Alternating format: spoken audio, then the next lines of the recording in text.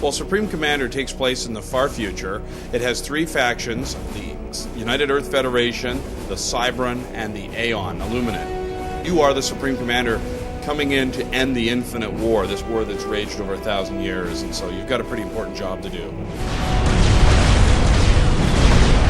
Now, this genre sort of remained stagnant for quite a while. What are you guys doing to ensure that that doesn't continue? The first major thing is the full strategic zoom, the ability to pull the camera out from that close-in view that everyone's familiar with to the full theater of war view where you can see it all. You see the whole thing at once. You can keep an eye on everything. You can see that, okay, those ships are making their way across the ocean. My tanks are starting to form up into the formation over here in the right-hand corner. We needed to open up the battlefield so it really becomes a war zone rather than a battlefield.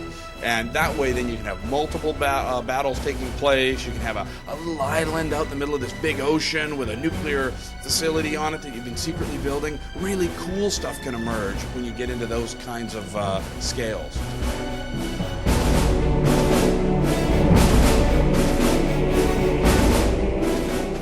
My favorites, without a doubt, are the experimental units. Though we have 3 tech levels that have, a progression of power and cost and technology, but we get to the 4th technology called experimental. The units are crazy, wild, over the top. We have the Monkey Lord, the giant spider assault unit with the crazy death beam on the front. The Aeon has the Tsar saucer that has the Independence Day with the big beam that comes out of the bottom. Those are what I call the hand-rubbing megalomaniac units, where you sit there and you go, oh, wait till they see this, when it's when you just truly become deluded, and I get a little into it.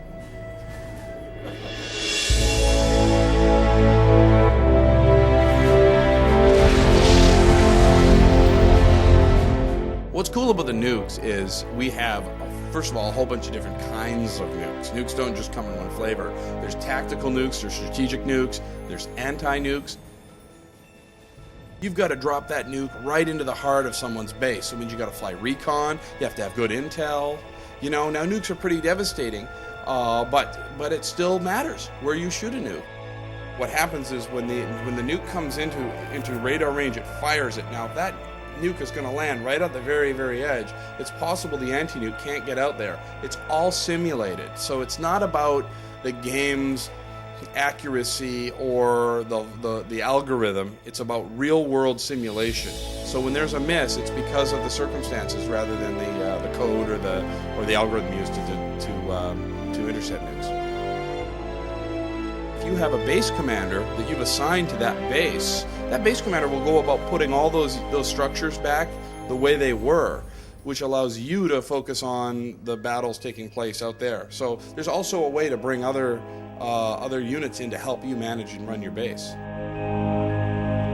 Because we have our infinite resources, ultimately one of us is going to build something crazy big, something ridiculous, an experimental unit like the Tsar saucer. There's a unit for the UEF called the Maver, which is a strategic nuclear, it shoots nuclear weapons from a cannon across the entire map. Very hard to stop.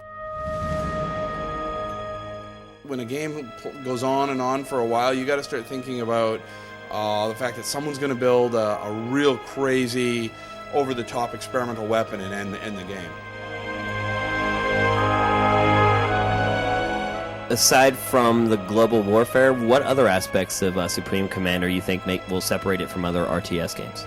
The size of the maps, we have the difference in the largest to smallest units in terms of scale, but we also have the numbers of units.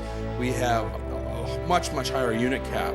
We're shooting right now for 500 units per player, so we have up to 8 players in multiplayer. The fact that the game is simulated means that you get tremendous amounts of emergent behavior where stuff's happening that you could never have imagined and you may never see again. You can play the game for a year and say, remember that time last year when and I've never seen anything like it. I've seen other things that are crazy, but I've never seen anything like that one time, and that's what this kind of simulated RTS game gives you, are really, really wild, surprising things that are really fun and remarkable to watch.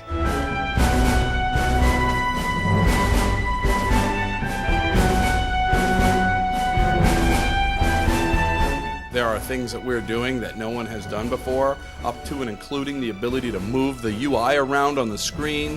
The mod community can go crazy with it because the entire game is data-driven. That means the AI, scripts, the unit capabilities, the terrain, every single system is all driven from data. So we can see all kinds of mods. We support dual monitor, so that if this is something no one's seen before, the ability to play across these giant monitors if you have them.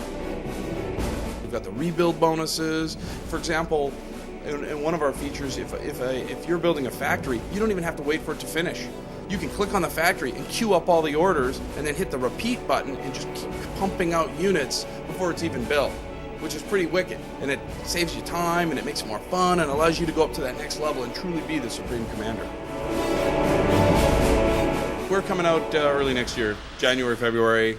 Exact release date hasn't been decided, but very, very early next year.